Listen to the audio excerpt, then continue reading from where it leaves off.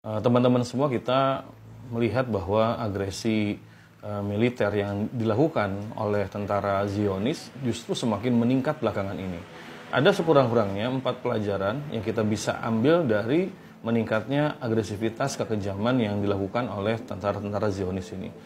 Yang pertama, bahwasanya tidak ada tentara yang paling pengecut di dunia melainkan tentara Zionis. Mereka menembaki anak-anak, perempuan, bahkan kita bisa lihat di media sosial beberapa video yang menampakkan ibu-ibu ditembak oleh sniper, anak-anak ditembak oleh sniper, dan mereka menggunakan bom yang kemudian itu tidak memandang siapa korbannya. Apakah itu kemudian rumah makan, warga yang sedang antri, kemudian juga rumah sakit, bahkan para dokter pun, tenaga medis tidak lepas dari kekejaman tentara Zionis ini. Jadi yang pertama, kita melihat bahwa tidak ada satupun tentara yang paling pengecut di dunia melainkan tentara Zionis. Yang kedua, kita juga melihat betapa munafiknya negara-negara barat. Belakangan ini, 9 negara besar, termasuk Amerika Serikat, Prancis, Kanada, Inggris, mereka rame-rame menghentikan bantuan untuk badan pengungsi Palestina yang dikelola oleh PBB. Alasannya bahwa badan pengungsi ini atau UNWRA ini dianggap punya cacat yang nggak bisa diselamatkan lagi. Ini alasan saja yang dilakukan oleh negara barat untuk kemudian semakin memuluskan kebijakan atau langkah genosida yang dibuat oleh Zionis.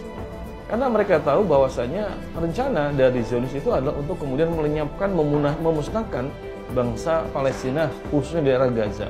Maka kita melihat betapa hipokritnya, munafiknya negara-negara barat, mereka mengambil tindakan untuk menghentikan bantuan kepada badan pengungsi PBB untuk Palestina.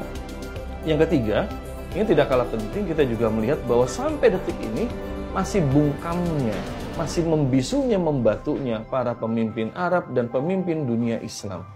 Mereka melakukan 2 politik kalau kita perhatikan. Yang pertama adalah politik retorika. Di atas mimbar, di atas podium, di forum-forum internasional, mereka garang mengecam Zionis. Mereka dengan garang juga mengecam kekejaman militer Zionis, tapi they do nothing. Mereka tidak melakukan apapun yang signifikan yang bisa menolong warga Gaza yang mereka mayoritas adalah kaum muslimin.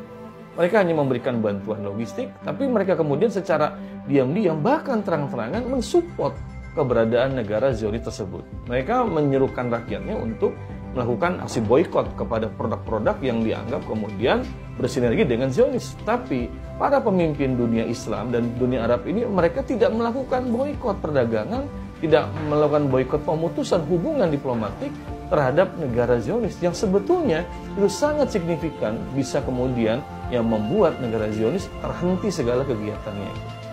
Ini menunjukkan bahwa para pemimpin dunia Islam, mereka tidak punya political will, keinginan yang kuat untuk membela nasib saudaranya. Dan yang keempat, yang terakhir, pelajaran yang sangat penting, bahwasanya memang tidak ada satupun yang bisa menolong dan menyelesaikan konflik Palestina dan Gaza, melainkan adalah khilafah dan jihad. Bahwasanya kita melihat keberadaan khilafah disebutkan oleh Nabi SAW, inamal imamu junnah. Imam itu laksana perisai. Karena siapa yang bisa menolong saudara kita yang teraniaya, menolong saudara kita yang mendapatkan musibah, melainkan adalah khilafah. Karena kalau sekarang kita melihat namanya Liga Arab, OKI sekalipun tidak melakukan tindakan nyata untuk menolong dan menyelesaikan konflik di Palestina. Bahkan mereka cenderung diam bungkam dan terang-terangan bersekutu dengan negara-negara barat seperti Amerika Serikat, bahkan juga dengan negara Zionis. Nah, ini yang sangat penting, poin keempat, bahwa umat membutuhkan kekuatan besar, yaitu khilafah, yang akan mengirimkan militer untuk membebaskan tanah Palestina dari cengkraman Zionis.